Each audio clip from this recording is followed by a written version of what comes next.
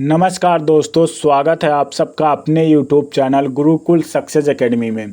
आज आप लोगों के लिए जीके जीएस से संबंधित महत्वपूर्ण प्रश्न लेकर आया हूं।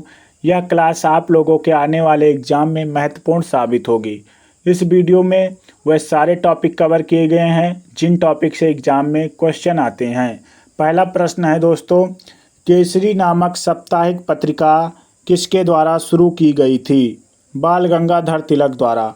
ऑप्शन नंबर 20 का सही आंसर होगा बाल गंगाधर तिलक द्वारा केसरी नामक साप्ताहिक पत्रिका शुरू की गई थी।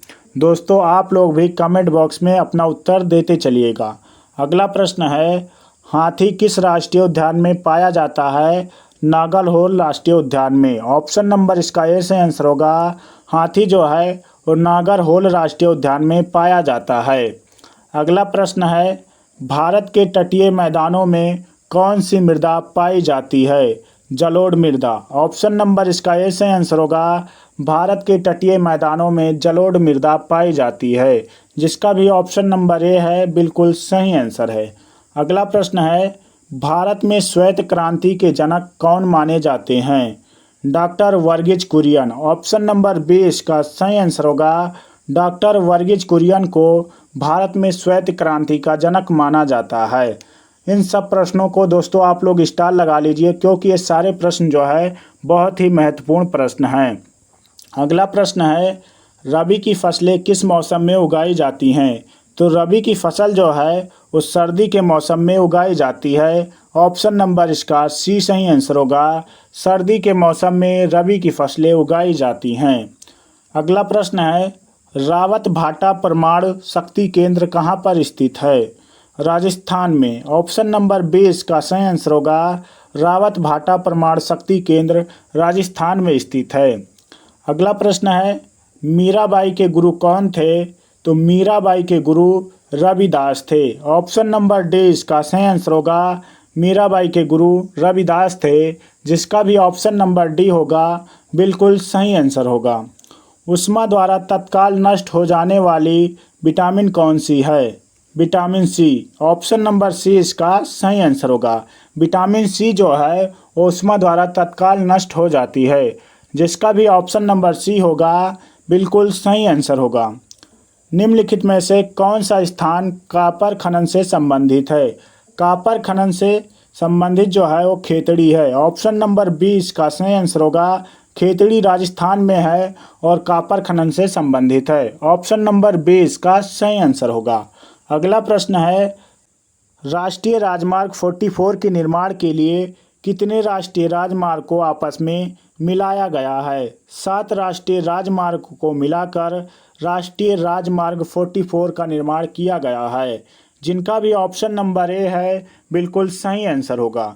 दोस्तों, अगर आप लोग डेली इसी प्रकार से क्लासेस लेते रहेंगे तो आप लोगों को जीके जीएस में कहीं पर भी दिक्कत नहीं होगी। अगला प्रश्न है, निम्नलिखित बंदरगाहों में से कौन सा एक मुक्त व्यापार क्षेत्र है?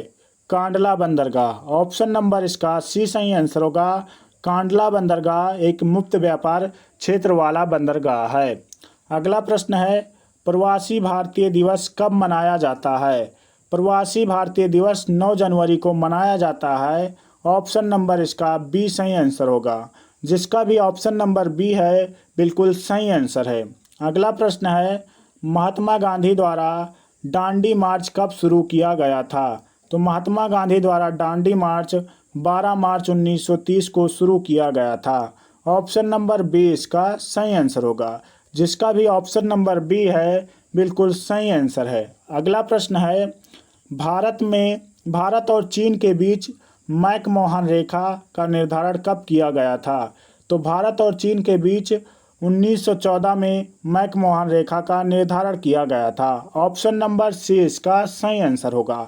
दोस्तों, अगर आप लोगों ने चैनल को अभी तक सब्सक्राइब नहीं किया है तो प्लीज़ चैनल को सब्सक्राइब कर लो और वीडियो को लाइक और शेयर ज़रूर करना। सुदर्शन झील का निर्माण किसने कराया था? तो सुदर्शन झील का निर्माण चंद्रगुप्त मौर्य ने कराया था। ऑप्शन नंबर इसका ए सही आंसर होगा चंद्रगुप्त मौर्य ने सुदर्शन झील का निर्माण कराया था। चुनाव आयोग की स्थापना कब हुई थी? 1950 में चुनाव आयोग की स्थापना हुई थी, जिनका भी ऑप्शन नंबर बी है बिल्कुल सही आंसर है। अगला प्रश्न है, तिब्बत में ब्रह्मपुत्र नदी को क्या कहा जाता है? सांगपो कहा जाता है। ऑप्शन नंबर बी इसका सही आंसर होगा। तिब्बत में ब्रह्मपुत्र नदी को सांगपो कहा जाता है। भारत में ब्रह्मपुत्र नदी कहा जाता है और जमुना नदी बांग्लादेश में कहा जाता है। जमुना नदी बांग्लादेश में ब्रह्मपुत्र नदी को कहा जाता है। अगला प्रश्न है, भारतीय संविधान में समवर्ती सूची को किसके संविधान से लिया गया है? ऑस्ट्रेलिया के संविधान से। ऑप्शन नंबर इसका ए सही आंसर होगा। भारतीय संविधान में समवर्ती सूची ऑस्ट्रेलिया के संविधान से लिया गया है। निम्नलिखित में से किस स्थान को सिंधु घाटी सभ्यता का बंदरगाह कहा जाता है? लोथल को। ऑप्शन नंबर सी इसका सही आंसर होगा। लोथल को सिंधु घाटी सभ्यता का बंदरगाह कहा जाता है। लोथल वर्तमान में गुजरात में स्थित है।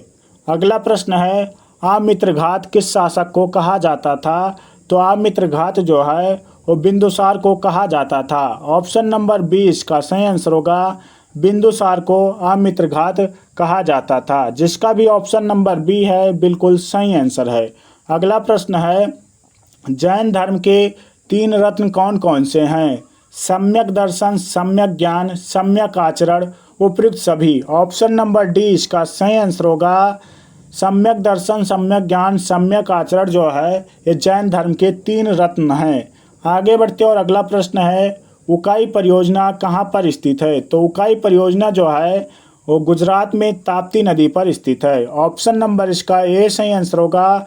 गुजरात में ताप्ती नदी पर उकाई परियोजना स्थित है, जिसका भी ऑप्शन नंबर ए है बिल्कुल सही आंसर है। अगला प्रश्न है, भारत में स्थानीय स्वशासन का जनक किसे कहा जाता है? तो लॉर्ड रिपन को कहा जाता है। ऑप्शन नंबर बी इसका सही आंसर होगा। लॉर्ड रिपन को भारत में स्थानीय स्वशासन का जनक कहा जाता है। आप लोग कमेंट बॉक्स में उत्तर देते चलिएगा। अगला प्रश्न है, अर्थशास्त्र का जनक किसे कहा जाता है? तो अर्थशास्त्र का जनक एडम स्मिथ को कहा जाता है। ऑप्शन नंबर बी इसका सही आंसर होगा। अर्थशास्त्र का जनक एडम स्मिथ को कहा जाता है। सुमात्रा तथा जावा के बीच कौन सा जलडमरू मध्य स्थित है? तो सुमात्रा तथा जावा के बीच सुंडा जलडमरू मध्य स्थित है। ऑप्शन नंबर ए इसका सही आंसर होगा। सुंडा जलडमरू मध्य सुमात्रा तथा जावा के बीच स्थित है, जिसका भी ऑप्शन नंबर ए है बिल्कुल सही आंसर है। अगला प्रश्न है, ऑस्ट्रेलिया के घास के मैदान को क्या कहा जाता है? डाउन्स कहा जाता है। ऑप्शन नंबर बी इसका सही आंसर होगा। ऑस्ट्रेलिया के घास के मैदान को डाउन्स कहा जाता है। अगला प्रश्न है, राजीव गांधी के समाधि स्थल को किस नाम से जाना जाता है? वीरभूमि। ऑप्शन नंबर इसका ए सही आंसर होगा। राजीव गांधी के समाधि स्थल को वीरभूमि के नाम से जाना जाता है। अगला प्रश्न है, आर्यों की भाषा क्या थी? तो दोस्तों आर्यों की भाषा जो थी वो संस्कृत थी। ऑप्शन नंबर बी इसका सही आंसर होगा। आर्यों की भाषा संस्कृत थी, जिसका भी ऑप्शन नंबर बी है बिल्कुल सही आंसर है। अगला प्रश्न है, रक्त स्कंदन में कौन सा विटामिन क्रियाशील होता है? विटामिन के। ऑप्शन नंबर डी इसका सही आंसर होगा। रक्त स्कंदन में जो सहायता करता है वह विटामिन के होता है। अगला प्रश्न है, 10 राजयुद्ध का उल्लेख ऋग्वेद के किस मंडल में मिलता है? तो 7वें मंडल में मिलता है। ऑप्शन नंबर इसका ए सही आंसर होगा। 10 राजयुद्ध का उल्लेख जो है 7वें मंडल में मिलता है, जिसका भी ऑप्शन नंबर ए है बिल्कुल सही आंसर है। तो दोस्तों अगर वीडियो अच्छी लगी हो तो प्लीज़ वीडियो को लाइक कर दो और अपने दोस्तों तक शेयर कर दो। चैनल पे नए हो तो प्लीज़ चैनल को सब्सक्राइब कर लो। पूरा वीडियो देखने के लिए बहुत बहुत धन्यवाद आप लोगों का।